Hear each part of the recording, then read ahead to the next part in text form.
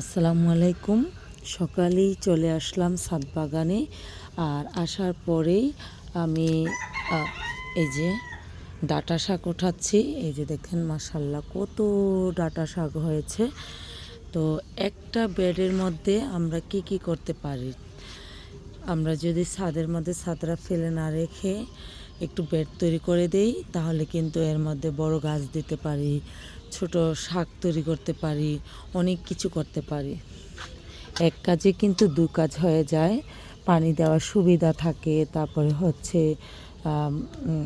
অনেক শাক সবজি খাওয়া যায়, সাথে ফল খাওয়া যায়, ঝামেলা থাকে না। দেখা যাচ্ছে যে একটা ড্রাম গাছ লাগালাম, সেই ড্রামটা আলাদা করে কয়েকদিন পরে মাটি চেঞ্জ করে দাও, কয়েকদিন পর পর সেই ড্রামের ছাদ ড্যামেজ হওয়ার সম্ভাবনা থাকে। তো এভাবে যদি আপনারা বেড তৈরি করতে চান, তাহলে মানে অনেক কিছুর দিক দিয়ে সুবিধা।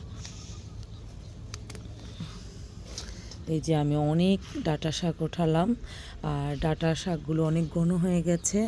একটু উঠে পাতলা করে দিচ্ছি যাতে করে খুব সহজে বড় হতে পারে।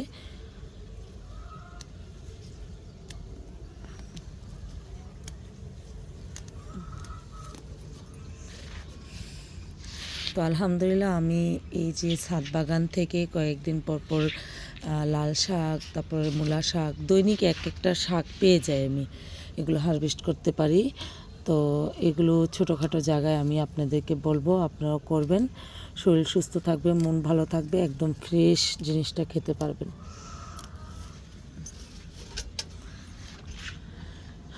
আর ওইদিকে কিন্তু আমি মাছা তৈরি করে দিয়েছি, উপরে মাছা আর নিচে হচ্ছে নেট করে দিয়েছি, যাতে আমার হাঁস মুরগিগুলো নিচে একটু খোলামেলাভাবে হাঁটতে পারে, চলাফেরা করতে পারে, সেজন্য।